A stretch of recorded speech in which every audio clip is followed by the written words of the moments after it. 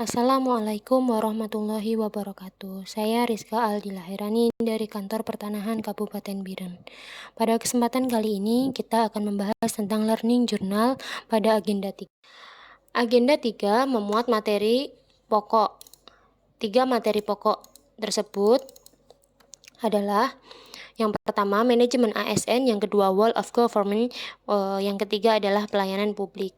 Mari kita simak penjelasannya lebih lanjut. Situ manajemen ASN adalah kedudukan, peran, hak, dan kewajiban, serta kode etik ASN atau aparatur sipil negara. Belajar dengan kedudukan ASN, pegawai aparatur sipil negara berkedudukan sebagai unsur aparatur negara yang menjalankan kebijakan yang ditetapkan oleh pimpinan instansi pemerintah, serta harus bebas dari pengaruh dan intervensi semua golongan dan partai politik. Berikutnya, kita akan membahas tentang peran ASN.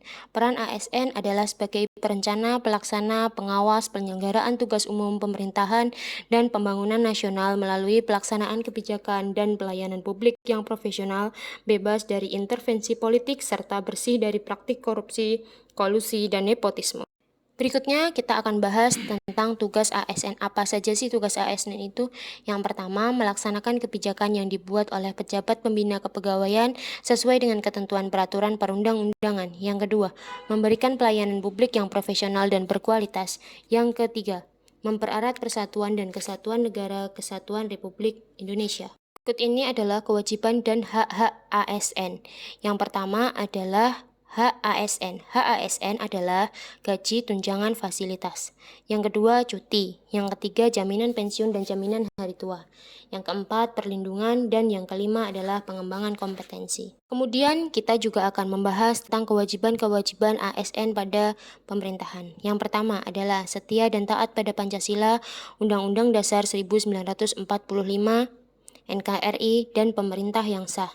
Yang kedua, menjaga persatuan dan kesatuan bangsa. Yang ketiga, melaksanakan kebijakan yang dirumuskan pejabat pemerintah yang berwenang. Yang keempat, menaati ketentuan peraturan perundang-undangan. Yang kelima, melaksanakan tugas kedinasan dengan penuh pengabdian, kejujuran, kesadaran, dan tanggung jawab. Yang kelima, menunjukkan integritas dan keteladanan dalam sikap, perilaku, ucapan, dan tindakan kepada setiap orang, baik di dalam maupun di luar kedinasan. Selanjutnya, menyimpan rahasia jabatan dan hanya dapat mengemukakan rahasia jabatan sesuai dengan ketentuan peraturan perundang-undangan dan bersedia ditempatkan di seluruh wilayah negara kesatuan Republik Indonesia. Selanjutnya, pada kali ini kita akan membahas tentang Wall of Government, yaitu adalah pendekatan dan penyelenggaraan pemerintahan yang menyatukan fungsi lembaga pemerintah dari keseluruhan sektor dalam ruang lingkup koordinasi yang lebih luas guna mencapai tujuan bersama dalam bidang pembangunan, kebijakan, manajemen program, dan pelayanan publik. Wall of Government pada dasarnya adalah sebuah pendekatan fungsi dalam ruang lingkup koordinasi yang lebih luas guna mencapai tujuan bersama dalam pembangunan kebijakan, manajemen program, dan pelayanan publik.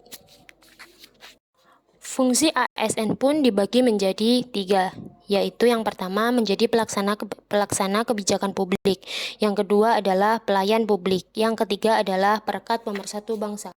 Konsep Wall of Government diperlukan dalam sektor pembangunan. Yang pertama di sektor kesehatan, sektor hukum, sektor pelayanan, sektor ekonomi, dan sektor lain-lain. Apa sih perbaikan yang harus dilakukan pemerintah untuk mewujudkan Wall of Government? Yang pertama adalah perubahan mindset. Perubahan mindset dibagi menjadi 3. Harus memahami dan menguasai bahwa penguasa akan menjadi pelayan. Yang kedua, wewenang menjadi peranan. Yang ketiga adalah jabatan adalah amanat yang harus dipertanggungjawabkan oleh rakyat. Praktek Wall of Government dalam pelayanan publik. Yang pertama yaitu pelayanan yang bersifat administratif. Yang kedua adalah pelayanan jasa. Yang ketiga adalah pelayanan barang. Yang keempat adalah pelayanan regulatif. Selanjutnya adalah ini dia contoh dari sektor hukum. Yang pertama adalah belum meratanya keadilan di negeri ini dengan timpangnya keadilan untuk masyarakat biasa dan sang penguasa.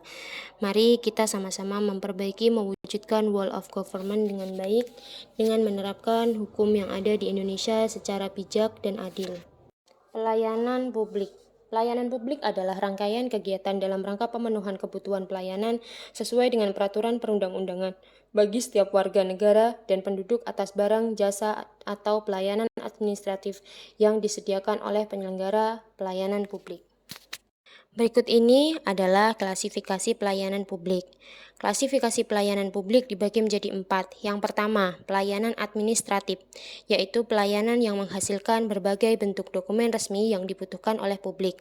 Yang kedua adalah pelayanan barang, yaitu pelayanan yang menghasilkan berbagai bentuk atau jenis barang yang digunakan oleh publik.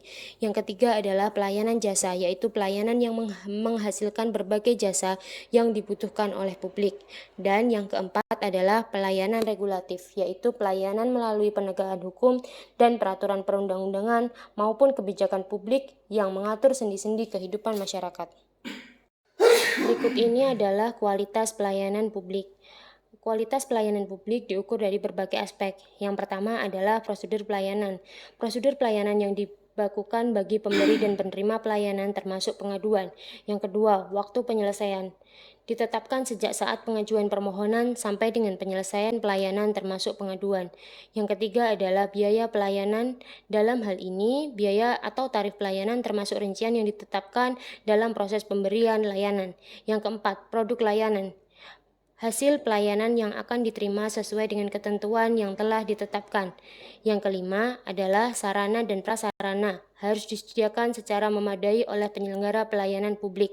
Yang keenam adalah kompetensi petugas pemberi pelayanan, harus ditetapkan dengan tepat berdasarkan pengetahuan, keahlian, keterampilan, sikap, perilaku yang dibutuhkan. Di bawah ini adalah strategis penyusunan standar pelayanan prima. Yang pertama, identifikasi masyarakat pengguna layanan. Yang kedua, pahami kebutuhan masyarakat. Yang ketiga, identifikasi jenis-jenis layanan. Yang keempat, tetapkan persyaratan suatu layanan. Yang kelima, tetapkan standar-standar pelayanan. Standar-standar pelayanan bisa diukur dari beberapa hal berikut ini: sistem dan prosedur pelayanan, infrastruktur pelayanan, waktu pelayanan, sikap dan perilaku pelayanan, harga atau biaya pelayanan. Kemudian yang keenam adalah tetapkan jumlah dan kualifikasi SDM. Yang ketujuh, tetapkan jenis dan jumlah peralatan. Yang kedelapan, siapkan unit atau petugas yang menerima keluhan masyarakat. Terima kasih telah menyaksikan video saya. Ada kurang lebihnya mohon maaf. Wabillahi taufiq wal hidayah. Wassalamualaikum warahmatullahi wabarakatuh.